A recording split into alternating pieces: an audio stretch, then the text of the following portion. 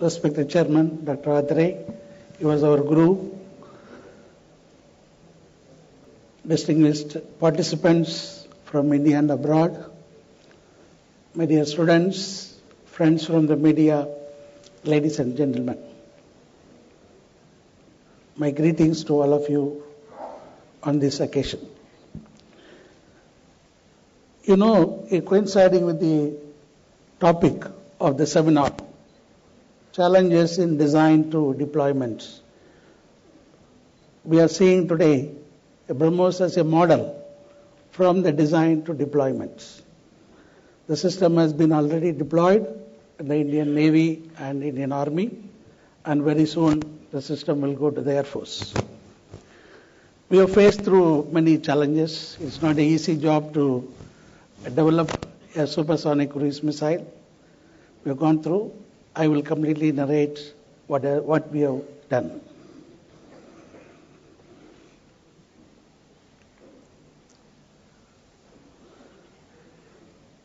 You know about the Gulf War. In the Gulf War, the video not working. Video not working. Video.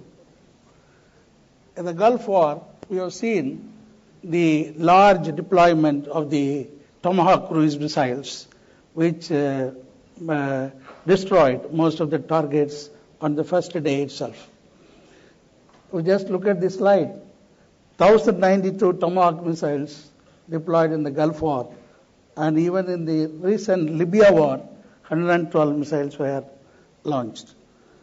Because they are precise, it flies at a very low altitude, deceives the enemy, and it is capable of hitting the target to the required destruction. So the massive destruction of the strategic targets and installation can be achieved if we can launch Tomahawk missiles before we embark on the airstrike. So that is how the idea came that in India we must have a cruise missile after the success in some of the missiles in IGMDP. We looked at various options. We studied the world scenario. We found that the world has gone through subsonic cruise missiles very successfully, like Tomahawk. And then we decided that we are going for a new development. We will start with supersonic cruise missiles. That means we have to think of certain systems, particularly the propulsion, which can give higher energy, at the same time give higher speed. So we locked on to the liquid ramjet engine, which has got a wide range of Mach number up to 8, and also it gives an efficiency 4 times better than a solid propellant. So then we looked at the options, what liquid ramjet engine we could do, and we found to our great advantage that a liquid engine was developed by Russia and it was available. So in 1993, when I visited first time in Russia, the NPO Business-Tria, I located an engine which could give an energy of the requirement which we are contemplating for the supersonic cruise missile. Then all the things started. You can see General Sundaram sitting here. He was our director at that time in DRDL with Dr. Abdul Kalam as a scientific advisor. We started talking to the Russians to get the technology of the engine. Later, from the technology level, we went into the discussion of configuring the missile, and finally we landed into the joint venture. The joint venture was signed on February 12th, 1998, between DRDO and NPO Ministry as the two joint partners as shareholders, with the authorized capital of $250 million. The ratio was tuned to make the system more efficient. We had 50.5% for India and 49.5% for the Russians. You know, any foreign collaboration, today the government permits 26%. So we have gone above that. And we didn't want to have the 51%. because then 51% means the PSU comes in. So 50.5 gives enough flexibility to operate. That's why we have to go for that. The government was considering such a possibility of giving government funding to operate as a private sector. Then we signed a tripartite agreement between DRDO, NPOM and BrahMos, identifying what type of work each one should do, and then based on the technological strength, and also to do the integration and flight testing. So this is a joint venture between the two governments. We named the missile BrahMos, or the company as BrahMos, linking the two famous rivers, Brahmaputra and Moskva. This is the type of share of work, both resources as well as the capabilities based on the core competencies we identified between India and Russia. India takes on the guidance, inertial navigation system, onboard computer, fire control systems, all the platforms, then doing the test and evaluation. And the process stock from the Russia is mainly the Ramjet engine with Seeker and the booster. So the common systems are airframe, warhead, software. These are commons which could be shared. This was the arrangement. The JV was formed for joint design, development, manufacturing, and also marketing. Marketing to India, marketing to Russia, as well as marketing to some friendly countries. That was the overall framework with which the joint venture was formed. From the initial stage itself, we thought that our missile should be unique and universal. To make it universal, we configured such a way that it can be adopted for different types of platforms, like the ship or mobile or submarine or air platform. It can be launched in many missions. It can fly at 5 to 10 meters height. It can fly at 15 kilometer altitude. It also can take on multiple targets, and it can be tested it can be deployed in different types of environment like snow, mountains, or desert, or tropical places. So it is somewhat universal. So we went through a long program. Many milestones have been achieved. 98 after signing, 99 was the main year where we started the designs and started development of subsystems, went through various tests, individual tests, and in 2001 the first flight trial we did, and in 2003 we did the trial with the ship, and thereon we deployed in the number of ships, and then Army got interested in the land version. We did a land version flight and planned to land, and then went on to deploy it in the Army, and now we are working in the air platform. So we are expecting that the air version to be completed in 2014, and the pontoon test, that is underwater test, will be done this year itself, and then we go to the new variants. So we have done so far 34 flight trials of various configurations, various missions, and at various oceans we have done the test, and we have seen it is the most reliable system in the world based on the results. You can see some of the test flights. This is the sound is not coming. These are the tests with the ship to ship. You can see the destruction, and this is a recent one from 1135.6 launched to the target. Even without warhead, we were able to destroy the target itself.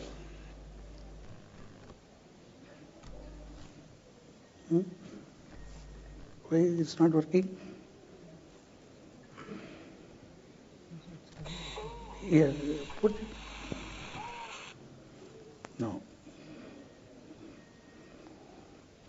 Okay. Okay, it's okay. Time is not there. This is on the land version, where we have done for the Army proving from land to land targets. This is the target. It is going towards the target on the target points. We achieved results very highly, precisely we got the results. And even the discrimination, multiple targets, also we have done the test in multiple targets. It has the final choice of the army you have to meet. It's a very tough requirement. So the missile discriminated various targets and locked on to the correct target which it should hit. So those type of tests have been done, and recently we have done steep dive also. So we have now various versions operating at sea, for land with discrimination and surgical strike capability, and the Block 3 of BrahMos, which is a steep dive, supersonic steep dive, so which is really applicable in mountain regions where our armed forces need such systems. So overall, if you can see the comparison with what the world has got, the subsonic cruise missile to supersonic, our speed is 3 times more. Time to hit the target is 1/3. That means enemy gets a reaction time of 1/3. Kinetic energy is half mv square, so 9 times. So it has become a very effective system. And today there is no equivalent available in the world to BrahMos. We are very soon getting into the Sukhoi 30. Many of the systems have been made ready. We are now in the integration stage, and we will be very soon testing the missile from the platform. This is the air-launched cruise missile. This is just showing the sequence of launch, the cyclogram.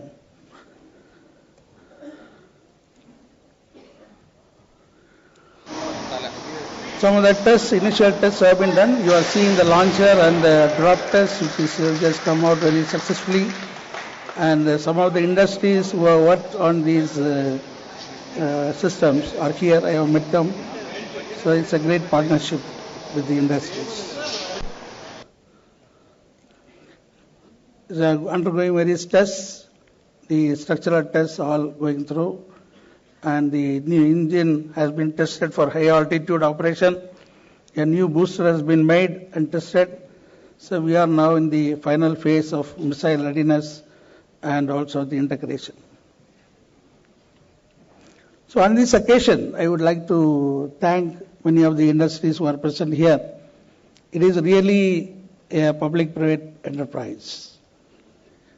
The HAL chairman said the success for the future is the public-private, but I want to tell you we have already done that in BrahMos.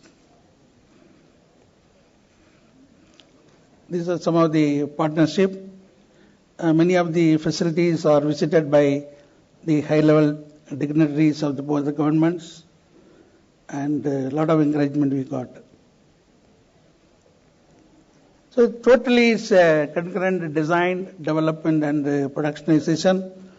Proactive strategic decisions and actions at the right point of time, is joint working with specialists, scientists from different labs, industries work together, then multiple production centers in both countries, then user interaction at every stage, and we could establish brand for supersonic missile. So it's a globally competitive product today. The concept was, can we leapfrog instead of going behind the beaten path like a subsonic cruise missile? We decided to jump, leapfrog, and I wanted to establish a brand. So it has got innovation, speed, precision, and power, which is dictated by the future war. Then creativity, novel JV concept, one step higher than the state-of-the-art technology.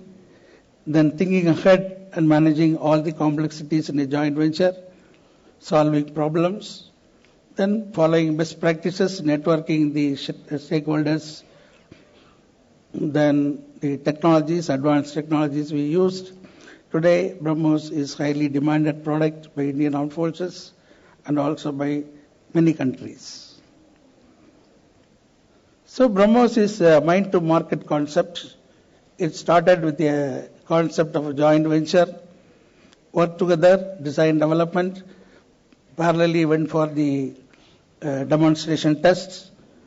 Then when we were working on the first demonstration test, we got a ship from Navy, proactive step from them. Then we installed.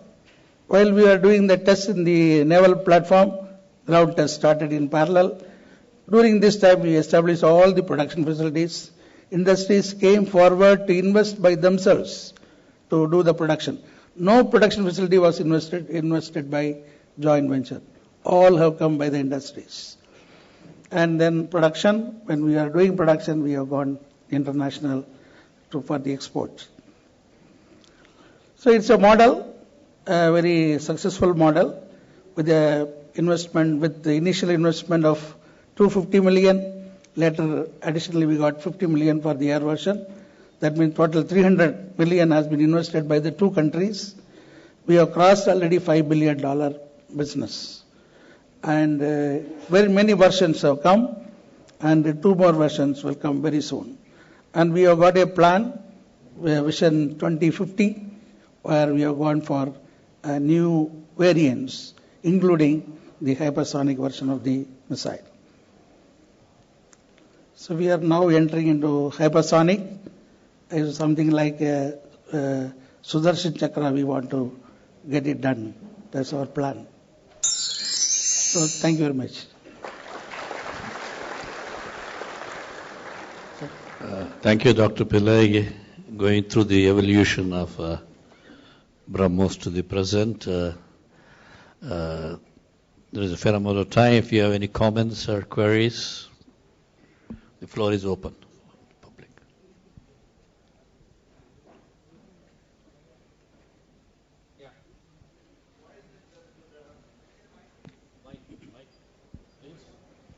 Can you get the mic here?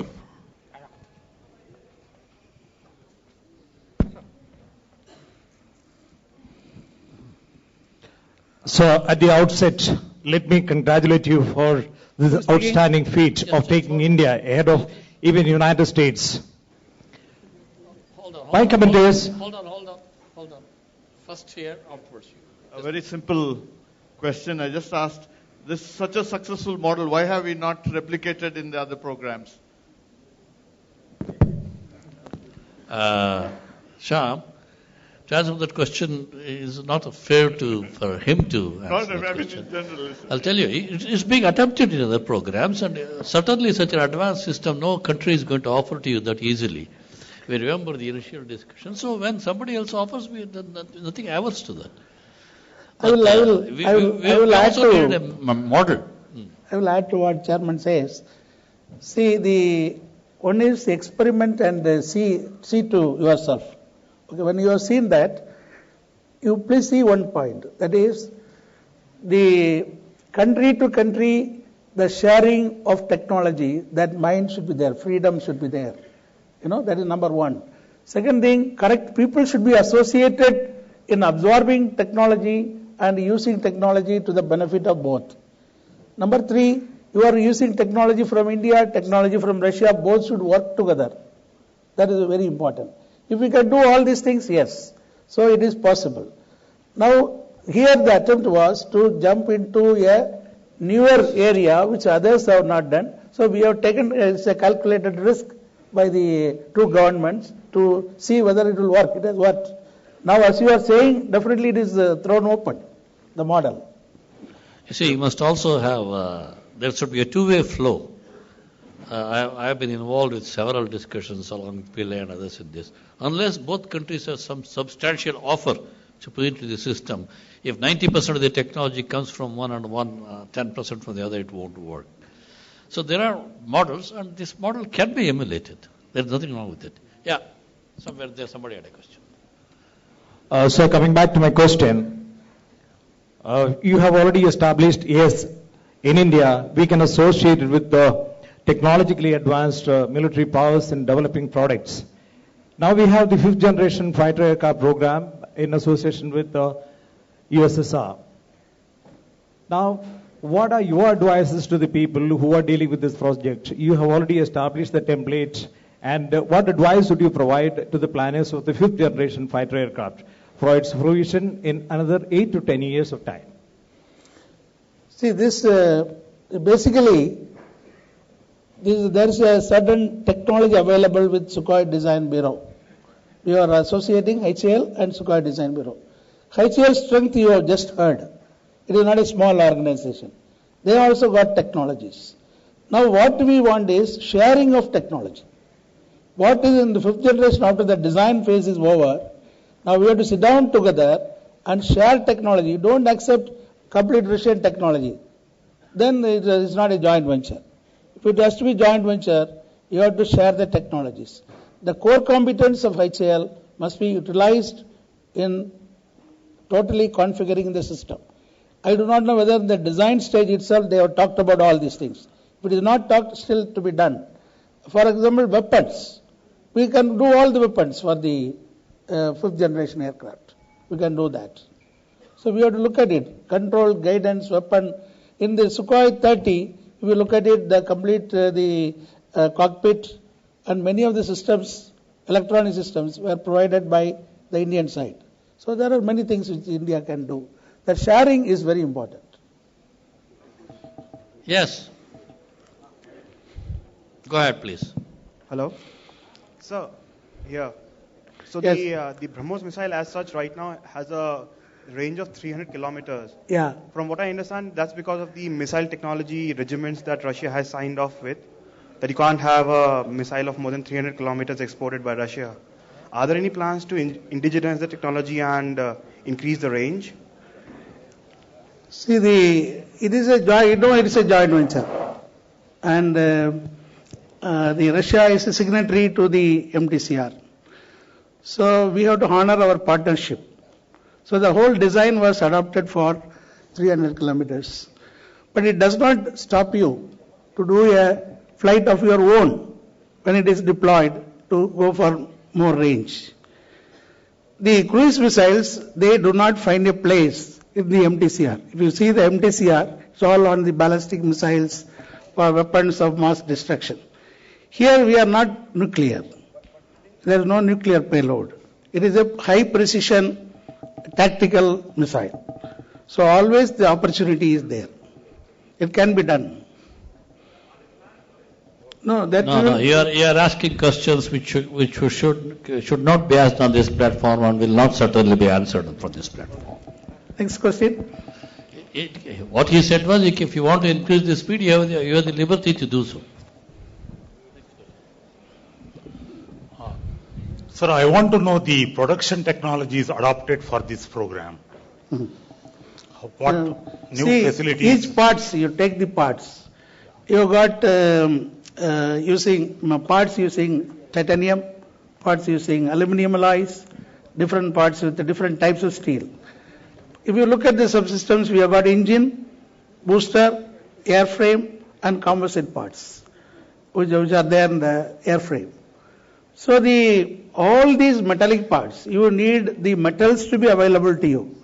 Today in our country, the metal production is very good. All the industries who are doing materials, like Midani for titanium, then steel and aluminum, with different industries, we have made a consortium for metal industries under the program BrahMos. There are 30 industries involved, from making raw material to the forgings or different parts. All are made in India. That is, we have given that task to them. Second thing is making the parts. We make all the airframe. All metallic airframe comes to us from Godrej. All the composite parts come from L&D, their new plant at Ranoli. Like that, we have identified agencies who can invest and produce. See, the major part is investment. Investment is done by these industries. We have given the technology, fabrication drawings. We have made them to make all the drawings. The drawings have been vetted. We involved the Russian specialists also to oversee and see that whether they can give any clarifications. Like that, we have adopted different strategies for different things. If we take the electronics, in the HAL divisions, they are making all the electronic parts. But we have got also many private industries in the electronics. So we have made electronics industry consortium. That also we have made. So we get all the onboard computer, anything we get from them. We have made like that. Thank you, sir.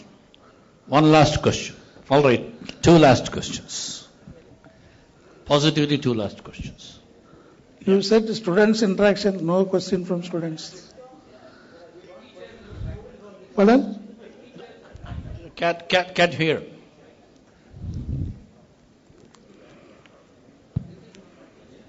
Yeah, Yes, go ahead, teacher. Ritesh. Yeah. But teacher, sound is not coming. From a teacher, sound should come.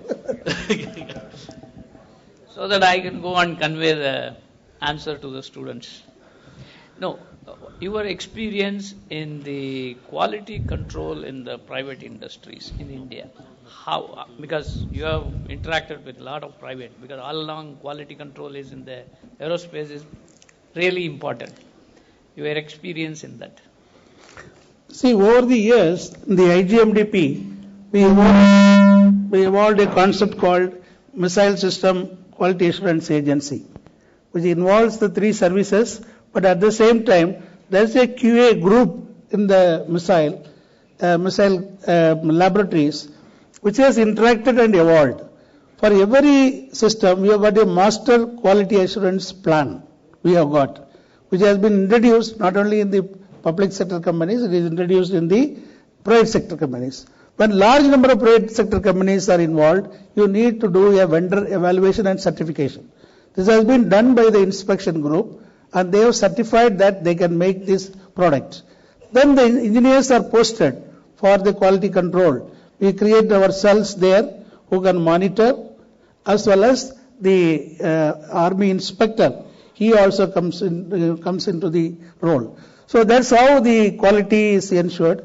We have got the mechanism for waiver. If the waiver is on the fabrication, up to what tolerance waiver can be given, or whether it has got design implication or mission implication. All these things have been framed in the document.